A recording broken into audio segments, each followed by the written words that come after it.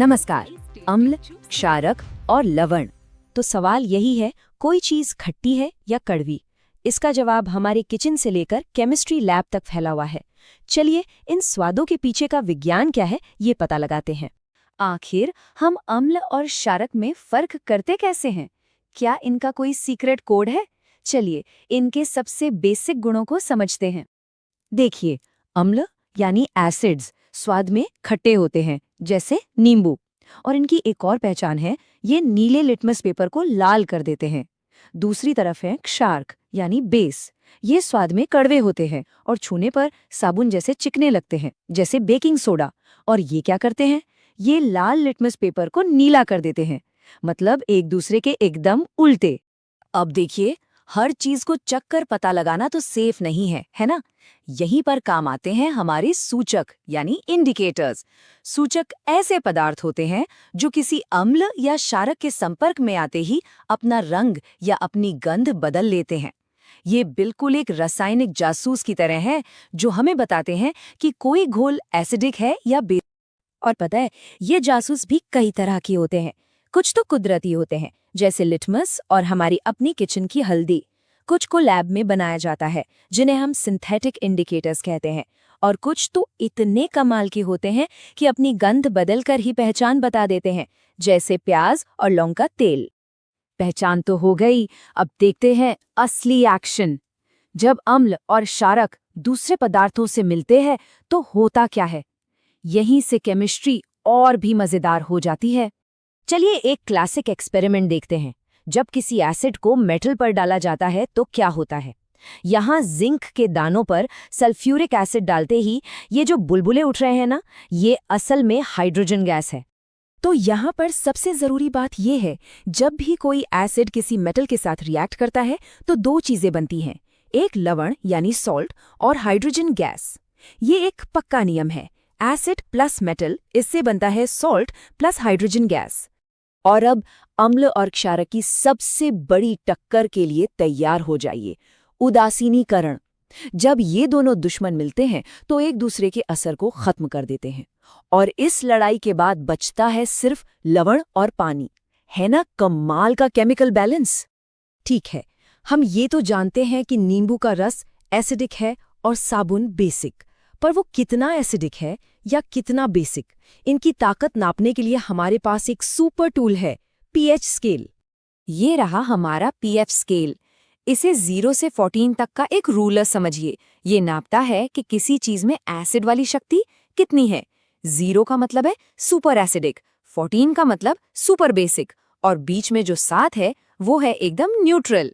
अगर किसी घोल का पीएच मान 7 से कम है तो वो एसिडिक है, और मान जितना कम होता जाएगा एसिड उतना ही स्ट्रॉन्ग, उतना ही ताकतवर होता जाएगा। जैसे हमारे पेट का एसिड, जिसका पीएच करीब 1.2 होता है। और जब पीएच का कांटा ठीक 7 पर आकर रुकता है तो हमें मिलता है परफेक्ट बैलेंस। ये न तो एसिडिक है और न ही बेसिक। शुद्ध पानी इसका सबसे अच्छा उदाहरण है।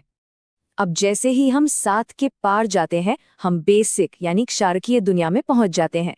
संख्या जितनी बड़ी होगी, बेस उतना ही शक्तिशाली होगा, और 14 पर तो ये अपनी पूरी ताकत पर होता है, जैसे कि कोई ड्रेन क्लीनर। तो ये पीएच नंबर सिर्फ लैब की बातें नहीं है, ये हमारी जिंदगी के हर हिस्से में मौजूद हैं, हमारे शरीर के अंदर से लेकर हमारे आसपास के माहौल तक। चलिए देखते हैं कि पीएच हमारी दुनिया को असल में कैसे चलाता है। पीएच तो हर जगह है। हमारा शरीर 7 से 7.8 की एक बहुत ही छोटी सी पीएच रेंज में काम करता है। हमारा पेट खाना पचाने के लिए एक बहुत स्ट्रॉन्ग एसिड का इस्तेमाल करता है। मुंह का पीएच अगर 5.5 से नीचे चला जाए तो दांत सड़ने लगते हैं। यहाँ तक कि मधुमक्खी के डंक में भी एसिड होता है, जिसे बेकिंग सोडा जैसे हल्के बेस से बेअसर किया जा सकता है। और अपच यानी एसिडिटी, वो पेट में ज्यादा एसिड बनने की वजह से होती है, और उससे राहत पाने के लिए हम मिल्क ऑफ मैग्नीशिया जैसे एंटासिड लेते हैं। ये कुछ नहीं, बस एक हल्का बेस है जो पेट के फालतू एसिड को न्यूट्रलाइज कर देता है। ये असल जिंदगी में उदासीनीकरण रिएक्शन का एक बेहतरीन उदाहरण है। और अब बात करते हैं एसिड और बेस के लड़ाई के नतीजे की, यानी लवण की। लेकिन रुकिए, जब हम लवण या सॉल्ट कहते हैं तो हमारा मतलब सिर्फ खाने वाले नमक से नहीं है। लवणों की एक पूरी छिपी हुई दुनिया है जो हमारी जिंदगी को आसान बनाती है। हमारा साधारण खाने का नमक सोडियम क्लोराइड एक गुमनाम हीरो है। ये सिर्फ खाने में स्वाद नहीं डालता, बल्कि ये एक तरह से केमिकल सुपरमार्केट का कच्चा माल है, जिससे बेकिंग सोडा से लेकर वॉशिंग सोडा जैसी दर्जनों जरूरी चीजें बनती हैं। जरा सोचिए, एक ही परिवार के सदस्य कितने अलग अलग काम करते हैं। बेकिंग सोडा किचन में केक फुलाता है, तो धोने का सोडा कपड़ों से दाग हटाता है। ब्लीचिंग पाउडर पानी को साफ करता है और प्लास्टर ऑफ पेरिस हमारी टूटी हड्डियों को सहारा देता है। ये सभी लवण ही हैं, बस अलग अलग रूपों में। क्या आपने धोने के सोडे और प्लास्टर ऑफ पेरिस के फॉर्मूले में पानी के मॉलिक्यूल यानी H2O पर ध्यान दिया? इसे ही क्रिस्टलिन का जल कहते हैं। ये पानी की एक फिक्स्ड मात्रा है जो लवण के क्रिस्टल में बंद होती है और उन्हें उनका खास आकार और कभी-कभी रंग भी देती है। और इसी के साथ आज के इस विश्लेषण को एक सवाल के साथ खत्म करते हैं। प्लास्टर ऑफ पेरिस को हमेशा नमी से दूर एयर टाइट डिब्बे में क्यों रखना चाहिए? जरा सोचिए। इसका जवाब क्रिस्टलिन के जल वाले कॉन्सेप्ट में ही छिपा है। अगर उसे पानी मिल गया तो वो फिर से जिप्सम बनकर एकदम पत्थर जैसा सख्त हो जाएगा। अगली बार तक सोचते रहिए। अगर आपको ये वीडियो पसंद आई है तो वीडियो को लाइक कीजिए, चैनल को सब्सक्राइब कीजिए, वीडियो को शेयर कीजिए और कमेंट जरूर कीजिए।